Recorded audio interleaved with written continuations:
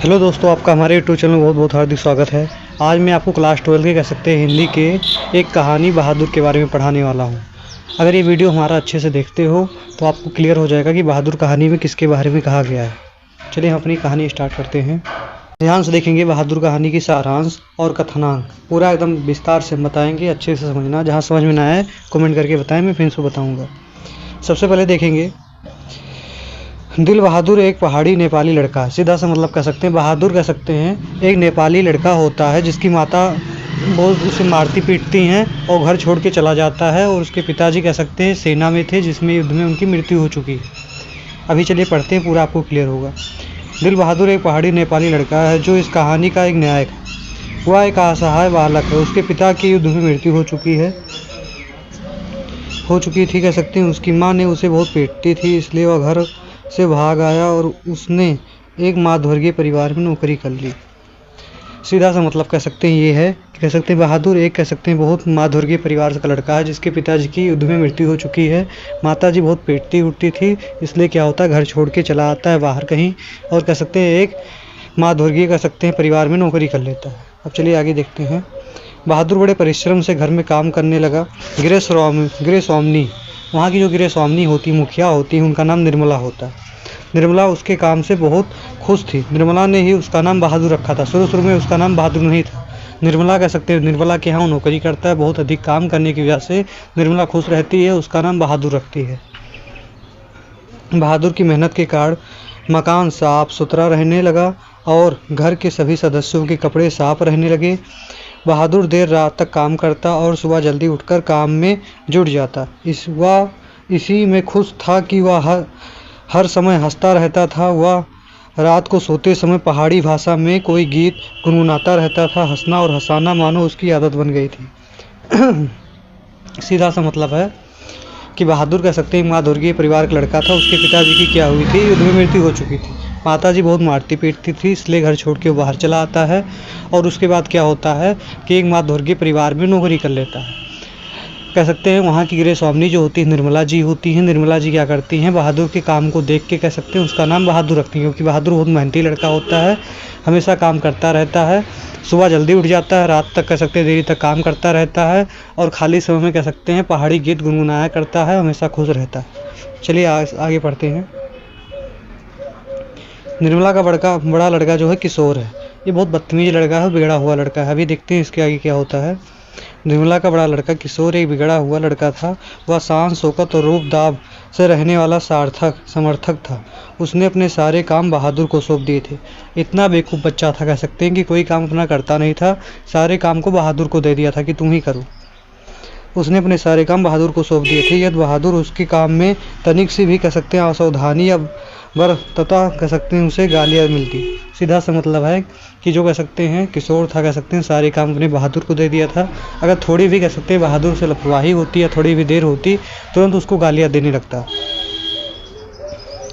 इतना ही नहीं कह सकते, वह छोटी छोटी बात पर बहादुर को पीटता भी था। सीधी सी बात है कह सकते हैं, अगर कोई भी कह सकते हैं कमी हो जाए, कोई गलती हो जाए, तुरंत बहादुर को मारने पीटने लगता था, गाली उसे देता था।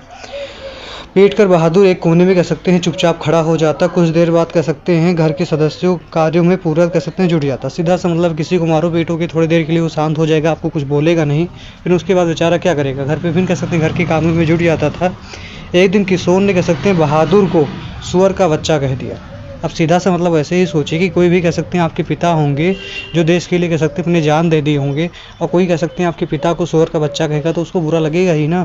तो ऐसे ही कह सकते हैं एक दिन किशोर बहादुर को क्या कह देता है, सुअर का बच्चा कह देता है। बहादुर इस गाली को सहन न कर सका, उसकी स्वाभिमान जाग गया। सीधा सा मतलब कह सकते हैं कि बहादुर इस गाली को बर्दाश्त नहीं कर पाया और उसका स्वाभिमान जाग गया, और उसने कह सकते हैं सारे काम क्या होता है अभी देखो कि कह सकते हैं किशोर की करने से मना कर देता है। उसने उसका काम करने से इनकार कर दिया। जब निर्मला के पति ने भी उसे डांटा तो उसने कहा, सीधा सा मतलब है जब किशोर के काम कह सकते हैं बहादुर करने से मना कर देता है तो कह सकते हैं अपने पिताजी से कंप्लेन करते हैं।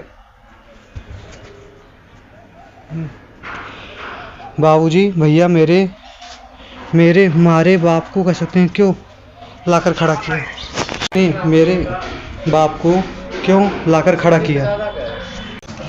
इतना कहकर वह रो पड़ा। परम में निर्मला बहादुर को बहुत प्यार से कह सकते हैं रखती थी तथा उसके खाने पीने का बहुत ध्यान रखती थी। लेकिन कुछ दिनों के बाद कह सकते हैं उसका व्यवहार भी बदल गया। सीधा सा मतलब है, निर्मला कह सकते हैं उसको काम देख के अच्छे से खाने पीने के लिए देती थी, उसको मानती थी। लेकिन जिस दिन कह सकते हैं उसके लड़के का काम करने से बहादुर मना किया, निर्मला का पूरा व्यवहार ही बदल गया। उसने बहादुर की रोटी सेकना बंद कर दिया। अब घर की स्थिति यह हो गई थी कि जरा सी गलती होने पर किशोर निर्मला उसे पीटते थे। मारपीट और गाली के कारण बहादुर सी गलतियां भूले अधिक होने लगी। सीधा सा मतलब है कि बहादुर से अगर थोड़ी सी भी गलती हो जाती थी तो किशोर और उसकी माताजी जो निर्मला थी तुरंत उसको मारते पीटते थे, गाली गलौज करते थे, जिसके कारण क्या होती थी, बहादुर से बार बार गलती होने लगी थी। एक दिन रविवार को निर्मला के रिश्तेदार अपनी पत्नी और बच्चों के साथ निर्मला के घर आए। नाश्ता करने के बाद बातों की जलेबी छनने लगी। बातों में जलेबी छनने लगी मतलब क्या होता है, एक दिन रविवार को निर्मला के रिश्तेदार और उसके हस्बैंड और बच्चे आते हैं। बातों में जलेबी छनने लगती है। अचानक उस रिश्तेदार की पत्नी नीचे फर्श पर झुककर देखने लगी और चारपाई के कमरे के अंदर भी छानबीन करने लगी।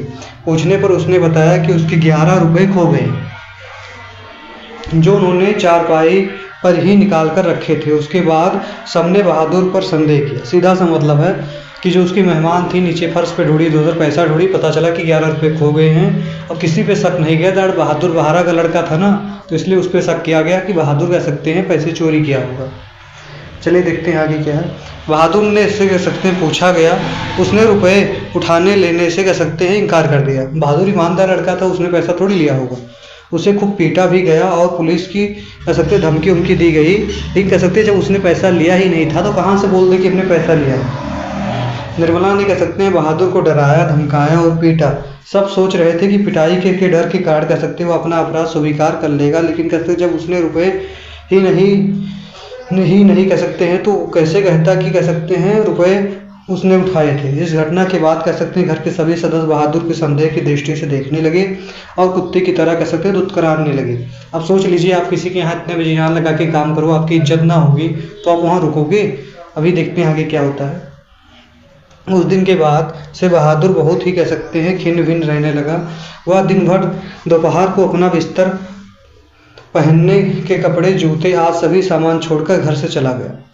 निर्मला के पति शाम को जब कह सकते दफ्तर से लौटे तो उन्होंने निर्मला के सिर पर हाथ रखे परेशान देखा। आंगन गंदा पड़ा था, बर्तन बिना माजे पड़े थे कह सकते हैं और घर का सामान अस्त व्यस्त था।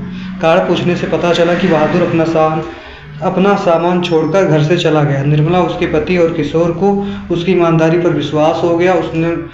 उन्होंने कहा कि रिश्तेदारों के रुपए उसने नहीं चुराए थे। निर्मला, उसका पति और किशोर सभी बहादुर पर किए गए अत्याचारों के लिए पश्चाताप कर रहे थे। तो वही कहानी है कि चिड़िया चुन गई खेत तो पछताए क्या फ़ायदा। सीधा सा मतलब है किसी की मजबूरी का इतना फ़ायदा नहीं उठाना चाहिए कि आगे चल के कैसे